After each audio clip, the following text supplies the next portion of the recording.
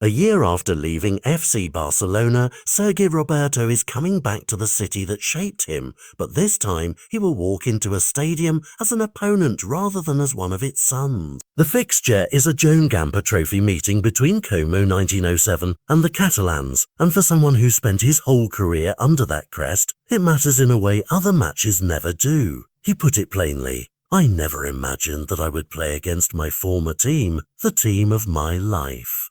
Say that out loud and you can feel a pause in the air, like the soft hush when a familiar song slows for a breath, pride and a little sorrow sitting side by side. The image is simple. A player who knew every corridor, every locker, now returning with a different shirt and the same old pulse in his chest, and you wonder what it will feel like to hear people clap as he runs the other way. Roberto had pictured the return the way many of us imagine homecomings, under the bright lights of Spotify Camp Nou, where every whistle and shout stitches into memory. In an interview with Gerard Romero on Gigantes, he spoke about that excitement, about imagining the stadium hum and the seats like waves of colour and sound he once led. The plan changed though. The Gamper match will now be played at Estadi Johan Cruyff. That shift turns the scene from an old cathedral into a newer stage, a different echo, but Roberto was honest and grounded. "When I was told we might play Barcelona, I was excited about the prospect of returning to Camp Nou, but that wasn't possible. But I'm very happy just to be back in Barcelona, my home." Even without the Camp Nou drama, the homecoming still carries heat, and the question lingers of how memory sits next to reality.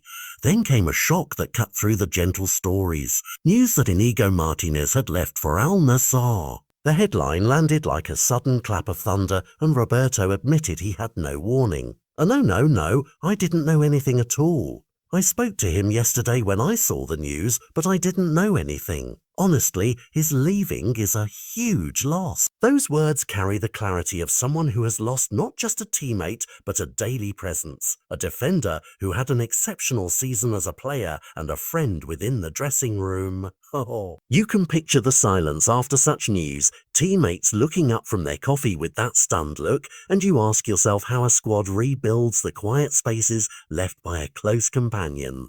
Roberto didn't leave the moment in despair. He turned to practical points and to the people who can keep the engine moving. He highlighted the return of Andreas Christensen as a tangible plus, naming him by way of reassurance.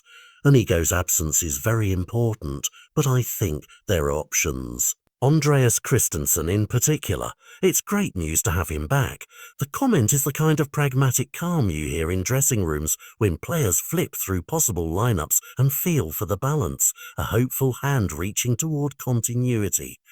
It's not a grand solution that erases the loss, but it is a visible plan, a player who can steady a defence and remind the team how to breathe again. A different thorny story hangs over the club, Marc-Andre ter Stegen's situation and the decision to strip him of the captaincy. Roberto chose his words carefully, showing sympathy for both sides. Ultimately, it's a delicate situation between two parties. One is the club I consider my life, and the other is a very good friend. It pains me a lot that things have reached this point, and I can't say more because I'm not part of the details of what's happening. I spoke with Mark several times this summer and met him too. Situation is very delicate, and I don't think anyone wanted things to reach this point. But I hope that in the end, things will be resolved in the best possible way. That gentle honesty feels like a hand pressed to a wound. It doesn't fix everything, but it acknowledges the hurt and the wish for healing, leaving you wondering whether reconciliation is still on the table. Roberto also offered a small human snapshot of club life that reads like a memory.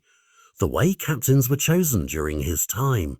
We took a piece of paper and wrote down the 4 names. But now with Flick, I don't know how it's done. He laughed, and you can see the scene. A scrap of paper, quick vote, the kind of simple ritual that builds trust. He then turned to praise Iñaki Peña, calling him a truly excellent goalkeeper after the minutes he played last season, and he suggested the young keeper might benefit from leaving to find regular minutes, with links even to Como being mentioned. That thought opens another door. Will Peña stay and fight for a place, or will he step away to grow somewhere else? And what does that mean for both him and the club? All of these threads, the return, the venue change, Inigo's departure, Christensen's return, the Ter Stegen tension, and Peña's possible move, form a larger picture of change, memory, and the uneasy forward motion of football. And as the Joan Gamper whistle nears, we wait to see which of these stories will settle and which will spark the next chapter.